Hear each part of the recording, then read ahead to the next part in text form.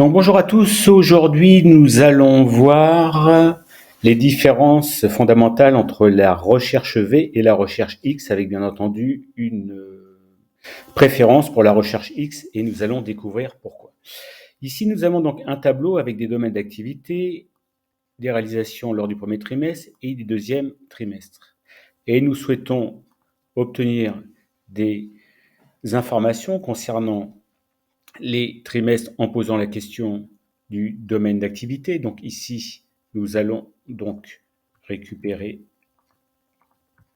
le titre à cet endroit-là et nous allons poser la question en écrivant, en inscrivant, par exemple, nous allons interroger donc la téléphonie en saisissant l'information.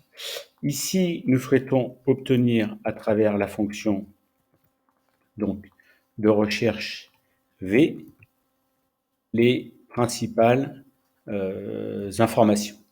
Donc, on va commencer par la fonction recherche V, donc recherche V pour vertical. Il me demande quelle est la clé de recherche. La clé de recherche est le domaine d'activité que j'ai sélectionné donc sur la gauche, à savoir la téléphonie, que je vais effectivement donc bloquer. Ensuite, il me demande dans quelle plage, c'est-à-dire dans quel tableau je vais pouvoir trouver cette information-là. Donc, je récupère l'ensemble du tableau que je bloque. Alors, je vous rappelle, donc la recherche V va chercher l'information dans la première colonne du tableau. Troisième paramètre, il me demande quelle est la colonne que je veux afficher. Donc, c'est la deuxième colonne du tableau.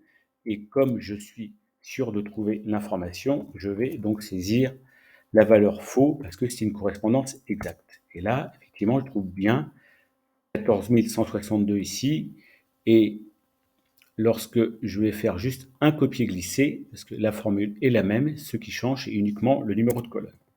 Alors, vous voyez qu'à ce stade-là, donc tout va bien, il n'y a pas de souci particulier, si ce n'est que l'inconvénient réside dans le fait qu'il faut que je choisisse absolument la colonne numéro 1 du tableau, alors que nous allons voir que tout de suite que la recherche X n'impose pas ce cas de figure-là.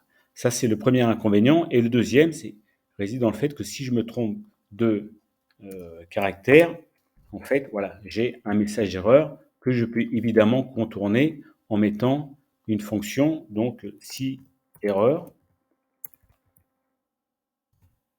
Donc si la recherche V génère une erreur, donc automatiquement je vais mettre erreur. Voilà, tout simplement. J'ai glissé, même principe en cherchant la troisième valeur.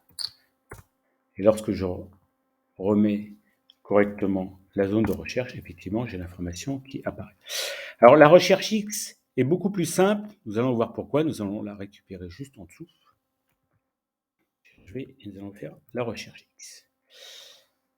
Donc, la recherche X fonctionne de la façon suivante, beaucoup plus simple. Donc, recherche X.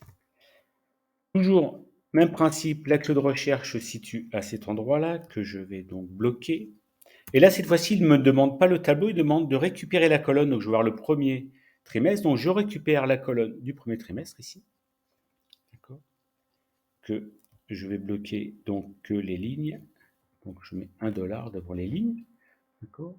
Et, alors, écoutez, je me suis trompé. C'est l'endroit où nous souhaitons afficher, en fait, le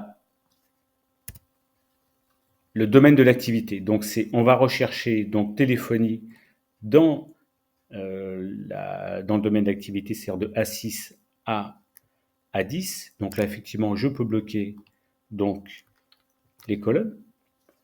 Et il me demande à partir de cette information-là, qu'est-ce que je vais afficher. Donc effectivement, dans ce cas-là, là, je vais récupérer donc les cellules de B6 à B10 que je vais donc bloquer les lignes pour pouvoir faire un copier-glisser. Ensuite, c'est là où nous avons de la valeur ajoutée avec cette formule, c'est que il réside dans le fait que si je ne trouve pas la valeur, à ce moment-là, c'est je vais signifier mon message d'erreur, donc je vais mettre inexistant. Là, je ferme la parenthèse. Voilà. Donc j'ai effectivement la même valeur ici. Je fais un copier-glisser. Effectivement, là, je vais avoir donc pour la téléphonie 21,88 et 12 959. Si je refais la même erreur que tout à l'heure et que je mets une faute d'orthographe volontaire au niveau de téléphonie en rejetant un S, effectivement, là j'ai valeur inexistante. Pourquoi? Parce que, vous voyez, ici le quatrième paramètre de la recherche X me permet d'avoir donc une valeur manquante. Voilà, c'est tout pour aujourd'hui.